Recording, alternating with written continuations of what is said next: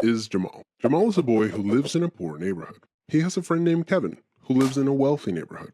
All of Jamal's neighbors are African American, and all of Kevin's neighbors are white. Because Jamal's school district is mostly funded by property taxes, his school is not very well funded. His classrooms are overcrowded, his teachers are underpaid, and he doesn't have access to high-quality tutors or extracurricular activities. Kevin's school district is also funded by property taxes, so his school is very well funded. His classrooms are never crowded, his teachers are very well paid, and he has access to high-quality tutors and lots of extracurricular activities. Kevin and Jamal live only a few streets away from each other. So how come they're growing up in such different worlds, with such different opportunities for success? The answer has to do with America's history of systemic racism. To understand it better, let's look at what life was like for Kevin and Jamal's grandparents. Decades after the Civil War, many government agencies started to draw maps dividing cities into sections that were either desirable or undesirable for investment. This practice was called redlining, and it usually blocked off entire black neighborhoods from access to private and public investment. Banks and insurance companies used these maps for decades to deny black people loans and other services based purely on race. Historically speaking,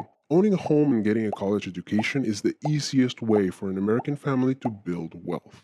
But when Jamal's grandparents wanted to buy a house, the banks refused because they lived in a neighborhood that was redlined. So Jamal's grandparents were not able to buy a home, and because colleges could prevent them from attending through legal segregation, their options for higher education were really scarce. Kevin's grandparents, on the other hand, got a low-interest loan to buy their first house and got accepted into a handful of top universities, which traditionally only accepted white students. This opened up a wealth of opportunities that they were able to pass on to their kids and grandkids.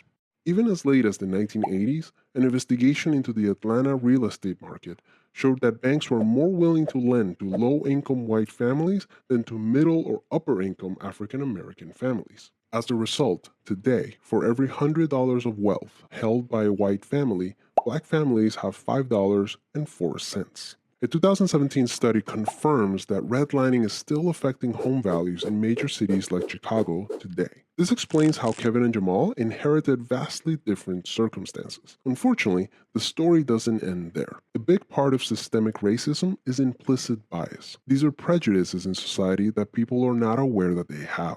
Let's go back to Kevin and Jamal.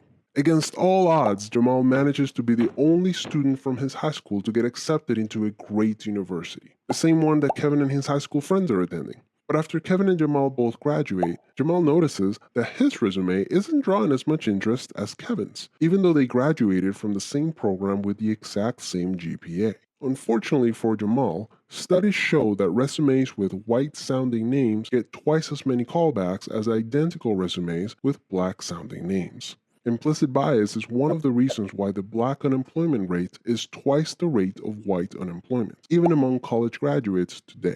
You can see evidence of systemic racism in every area of life. The disparities in family wealth, incarceration rates, political representation, and education are all examples of systemic racism. Unfortunately, the biggest challenge with systemic racism is that there's no single person or entity responsible for it, which makes it very hard to solve.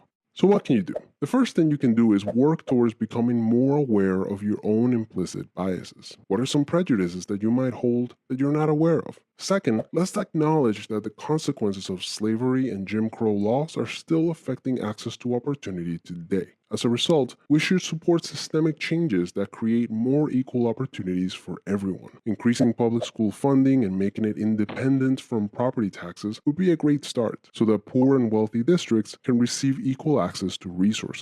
Systemic problems require systemic solutions. Luckily, we're all part of the system, which means that we all have a role to play in making it better. Peace.